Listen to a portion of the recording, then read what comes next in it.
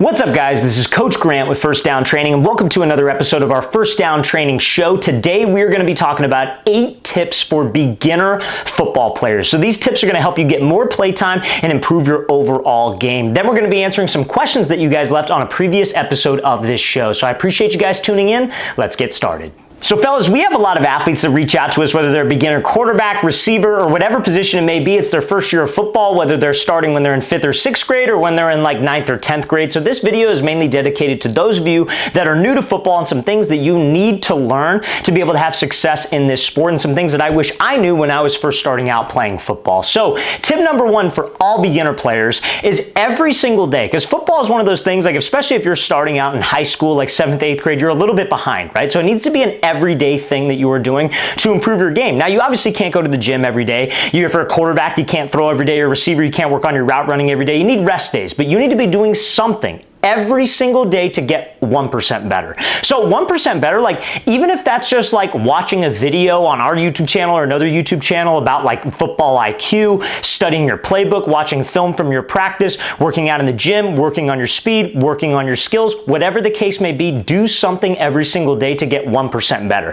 Because if you get 7% better every single week, guess what? You're going to be 14% better the next week, 21% better the next week. You just do something and get 1% better. And if you set that bar for yourself, you're going to be surprised at how much better you actually get. What happens is that a lot of football players who've been playing for a long time, maybe they've had some success, get complacent. Well, I just got to keep doing what I'm doing. That's not what you need to do. What worked for you, like especially if you've been playing for a while, what worked for you last year is not going to work for you this year. You need to constantly be trying to elevate your game and improve your skills. So if you can take that attitude as a beginner, that's going to help you out long term. Which brings me to my second point, guys, which is treat practice with your team as an opportunity to get better. Don't just treat it as a performance. So this is something that I made a mistake as a player.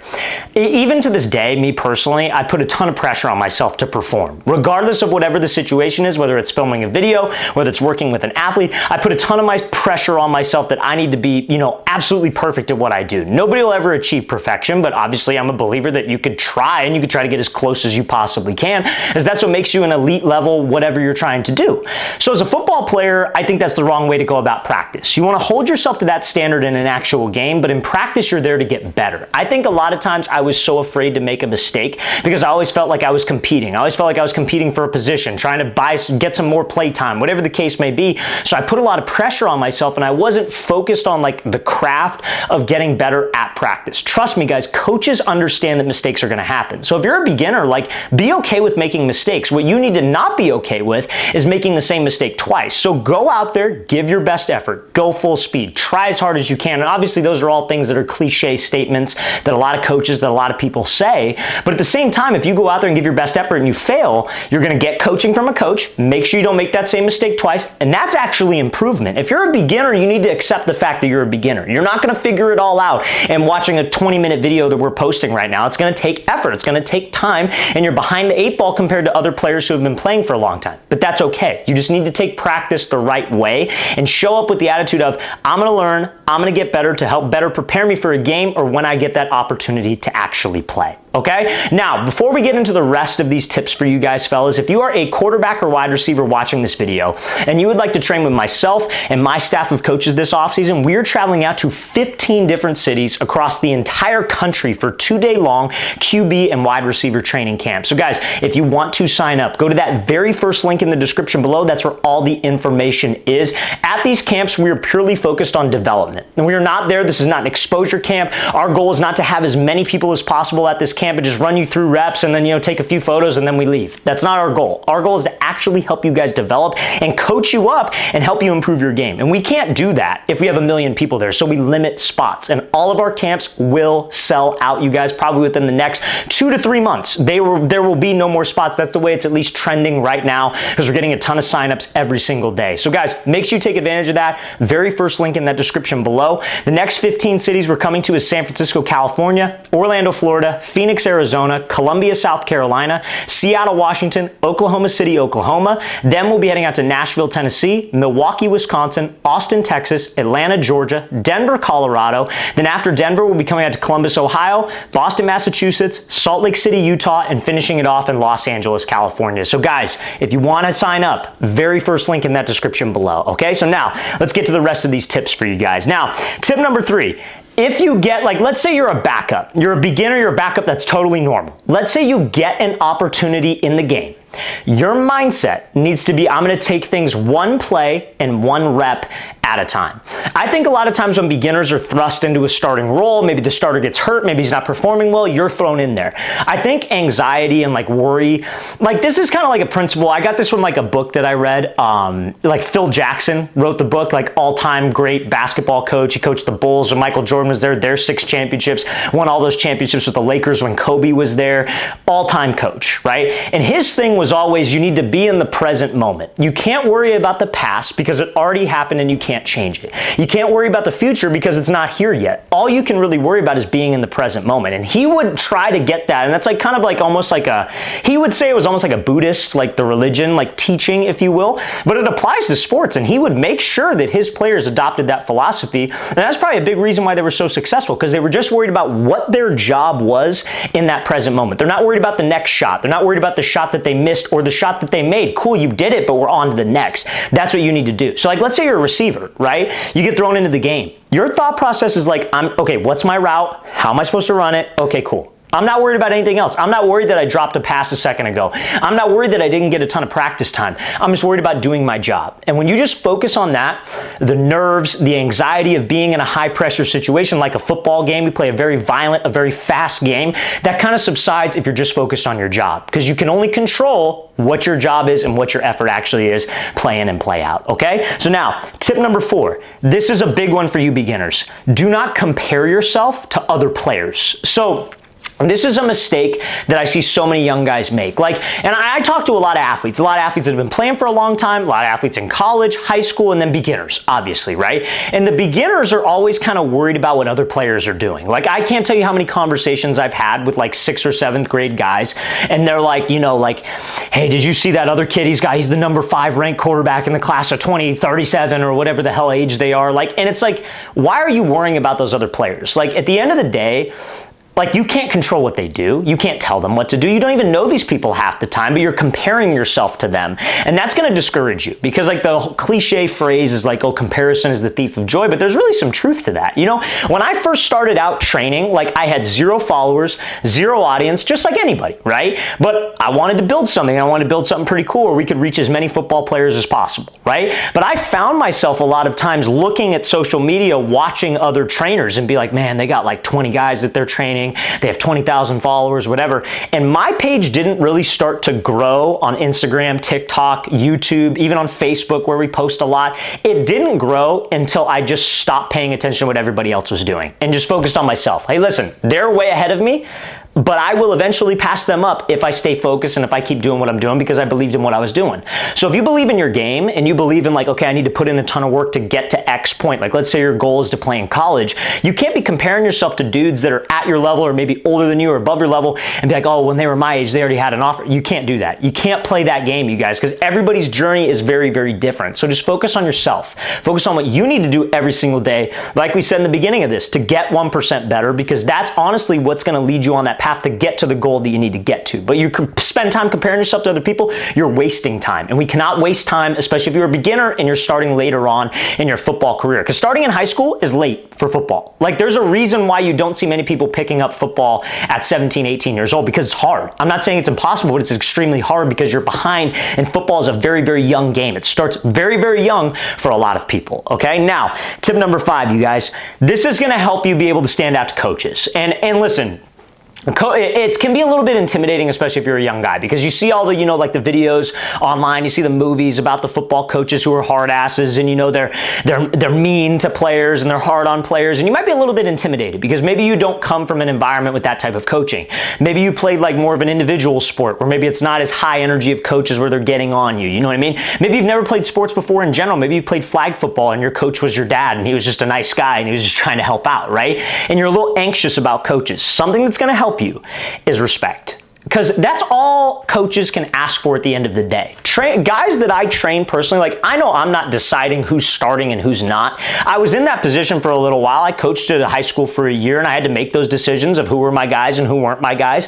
And those are tough decisions to make. But the players that I always wanted to coach, wanted to get better, and wanted to vouch for. Like, because we'd have meetings in our coach's office, and it'd be like, hey, who could get the job done? And I would always vouch for the players who were the most respectful, you know? And again, that doesn't necessarily guarantee you play time, if I'm being honest. You get a lot of players who have a really bad attitude, but they're really talented, and coaches will play them. It's not the way I would run a program, but you're gonna be better off long-term and have better relationships with your coaches if you show them respect. Now, what is respect in the coaching to player relationship? Yes, sir, no, sir. I don't want to hear you saying, yeah, okay, yeah, got it, no, nah, like those types of yes, sir, no, sir, and a big one, look them in the eye when they are talking to you.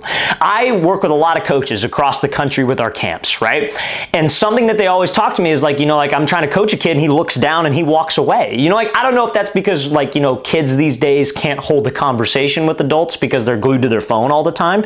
I'm saying this as you're watching it on a phone, which is funny, but at the same time, like look them in the eye. When a coach is speaking to you, look them in the eye. Yes, sir, no, sir. That type of respect is going to go a long way with a coach because that type of respect is extremely rare nowadays in football. You can tell the kids who were parented well and were parented with like the attitude of respect and the kids who were not. You can tell, and take it from me who's worked with a lot of kids over the last couple of years, okay? Now, tip number 6, this also is going to help you stand out to coaches. Being first and every single drill at practice, going first and sprinting from drill to drill or period to period. So I remember like in high school when I coached a team, how we would do every single practice, not the walkthroughs, because we do walkthroughs to be a little different, but like practices on Mondays and Tuesdays, Wednesday, Thursday was walkthrough, we'd have a game Friday, right? Monday, Tuesday practice, it'd be ran the same exact way. We'd go lift in the gym, go to the field, we do individual drills, routes versus air, one-on-ones, 7-on-7, team run, team pass. So I paid attention to who was sprinting from period to period, who was getting water real quick, not dicking around over by the water fountain and then running back. Like it was who was taken serious, who went first in every single drill, who went first in routes versus air, who went first in one-on-ones, who wanted to go up against the best competition. That type of effort is going to make you look really good against your coaches. It's going to show that you want to be there, and they're more inclined to give you an opportunity if you have that kind of effort. Like again, we talked about respect right before this, right? The two things you can control as an athlete that don't require any type of skill is your attitude and your effort. So if your attitude's on point, your effort's on point, they're willing to work with a guy who's maybe more of a beginner, as long as you're willing to learn and willing to exert the effort that shows respect that coaches deserve, who are sacrificing their time for you. And at the youth and high school level, they're not getting paid, bro. It's not like college where they're making millions of dollars. They are not getting paid. They're out there for you, so show them some respect, okay? Now, tip number 7. You need to be coachable. Now, this is another thing that's going to help, and this requires a little bit more skill, right? You obviously have to have skill to be coachable, but it's the same thing I talked about in the beginning, where, hey, you made a mistake. Okay, cool. I'm not making the same mistake twice, right? That's being coachable. You guys, like everybody throws that term around in every single sport. Got to be coachable this, got to be coachable that. But at the same time, guys, like if coachable means like you screw up, you make a mistake, and you learn from the mistake. That's like, as you get older, guys, you'll realize that like life in general, that's why sports is so great for kids to play, because it just teaches you like a lot about life and a lot about mistakes. Life is all about mistakes. I make mistakes every single day, but I challenge myself to not make that same mistake the next day. And then I make mistakes the next day that are different from the day on the day one. And I do it the next day. Don't make the same mistake. Don't make the same mistake. Don't make the same mistake. Some mistakes are bigger than others. Some are smaller than others. But as long as you're consistently improving as a human, you're probably going to have a good quality of life, right? Same thing in football, you guys. Everybody screws up. Tom Brady threw many pick sixes. You know, Peyton Manning threw a ton of picks for as smart as he was. But receivers drop passes. You know, like CeeDee Lamb has an awful game, drops a bunch of passes. That doesn't define you as a person, right? So like being coachable is you screw up and you don't make the same mistake twice. Coaches love players like that. Me personally, like any kid that I work with, like, because I don't work with a lot of guys individually one-on-one. It's just, you know, it's tough to do that these days because of how busy I am. I used to do it a lot, but the athletes that I do work with one-on-one are athletes, and I'm very blessed to be able to be in this position to be able to do this, but the only athletes that I work with one-on-one are dudes that I know are coachable. Like, I look forward to training them because I tell them to do something, they're going to do it. right? So I have enough confidence in myself as a coach that I'm telling them the right things, and that's going to make them improve because they're listening to what I'm saying. So if you're coachable, coaches will love that. And as a beginner football player, that's what's going to get you on the field more, is if they can rely on you to fix mistakes, because mistakes are inevitable. They're going to happen, okay? Now, tip number 8, you guys, you need to have constant communication with your coaches. What does this mean? So as a beginner, like we said in the very beginning of this, because all of these things tie together, you guys, we said, what do we approach practice for? We approach practice to get better. Practice is not a tryout. You're on the team. You're there to make mistakes, learn from the mistakes, and get better. So when the game time comes, you're not making those mistakes, and you could perform and you could execute, right? So the thing is, you got to talk to your coaches about where you're screwing up, because a lot of times in a team environment, coaches don't necessarily have the time like a trainer would or whatever to slow the whole practice down. Okay, let me focus on Johnny. Let me focus on Timmy. Let me focus on Bill. You know what I mean? Like it's just quick. Go, go, go, go, go. Because they have limited time on the field. They got to get the starters their plays, etc. So you need to be in communication with your coaches. Talk to your offensive coordinator. Talk to your defense coordinator. Talk to your position coach. Even your head coach at times. Hey, coach, great practice. Did you see anything that I need to improve on? Like, where did I screw up today? What could I do better on? And that communication, one, it lets them know that you care. You care enough to ask that question, want to get better. Most kids practice ends, they go home, play video games, they forget about practice, they forget everything they learned, they show up the next day, they don't care, right? It's most kids, but I'm hoping that if you're watching this, you probably don't want to be like everybody else. You probably want to stand out from everybody else, and that's okay. Nobody should tell you that you shouldn't want to. You should want to be better than everybody at your team. You should want to have better skills than everybody on your team. And that communication shows the coach that you care. Two, it's going to get you better, because it's going to tell you to do something, then you're going to show up tomorrow, the next day, you're going to be thinking about it, you're going to fix it, and guess what? The coach is going to notice. And if he doesn't notice it right away, he will over time. Man, this kid's always asking me how to improve, and he's improving. Wow. And as a beginner, you have the advantage because you don't have as many bad habits as the older kids. Like, let's say, for example, you're a quarterback and you have a really wonky throwing motion, but you've been playing since the time you were 7, and you're 15 now. Going to be a lot harder to correct than the guy who picked up quarterback a year ago. He has a flaw. Okay, it's not going to take as many reps to fix that bad habit. I'm not saying that you can't improve if you've been playing for that long, but it's easier to break a bad habit when you haven't been doing it for as long. So just take that mindset to your coaches, and trust me, guys, it's going to help you out long term when it's actually time to get real legitimate play time. Okay? So that's all I'm going to say about that, fellas, but seriously, hope that's able to help all you beginners out there. So now we're going to get into some questions that you guys left on a previous episode of this show. So pretty much, you guys leave questions on all of our shows. I tell you guys, I will answer every single question that you leave. So if you guys have questions, seriously, post those in the comment section below, guys. I read and respond to every comment on our YouTube channel. You guys know this if you've been following our YouTube channel. So post your comments below. Best ones I'll feature on the next episode of our show. So let's get into question number 1 here. So question 1 from Devin Gallimore. This really hits. I play football and want to get better every day. If you could give one piece of advice that would make the biggest difference in a young player's mindset, what would it be? So it kind of builds off what I talked about yesterday. If you want to, just one piece of advice mentally that can improve your skills, every day come in with the attitude like every day's day one. So here's what happens. A lot of athletes, like let's say you got a 7-day week, Monday through Sunday. Monday, everybody's fired up. You want to get better. You're sore. Tuesday, you show up, I did the work Monday, and you kind of take your foot off the gas pedal. Every day's day one. Day 2 shows up. You got to treat it like day 1 with the same amount of energy, same amount of intensity, same amount of attitude and willingness to learn that will improve your skills as day 1. And if you approach the game every single day like that, you're going to be surprised how much better your skills are going to be and just how much better of a football player you're going to be overall. Okay, so that's what I would say. Approach every day like it's day 1. Okay, appreciate you asking that, man. Next question, Prod by Reek. How can I better my endurance? So for football endurance, football conditioning, you shouldn't be running laps around a track. I hate it when teams have guys run 400 yards shuttles and all that, because it's just way too much output. You're not necessarily doing that in a football game. In a football game, it's very stop-go. It's all-out effort, rest, all-out effort again, right? And it's very rare that you're running probably more than 100 yards, right? So after practice, if you could just do like 10 40s, sprint 40 as hard as you can, take 20 seconds rest, do it again, do 10 of those, and you're consistent with that, that's better off for football endurance. Now again, if you're a soccer player, it's different. Like you're probably running miles at a time, and that's better for the game of soccer, but you have to train dictated to how your sport is actually played, okay? So I hope that makes sense, man. Appreciate you asking that. Next question, again, by Prod by Reek. Appreciate appreciate you asking. I'm a running back on JV Blue, and I'm trying to work on tucking the ball. How can I work on keeping the ball tucked as soon as I get the handoff? I get stuck in the moment, don't pay attention to my form.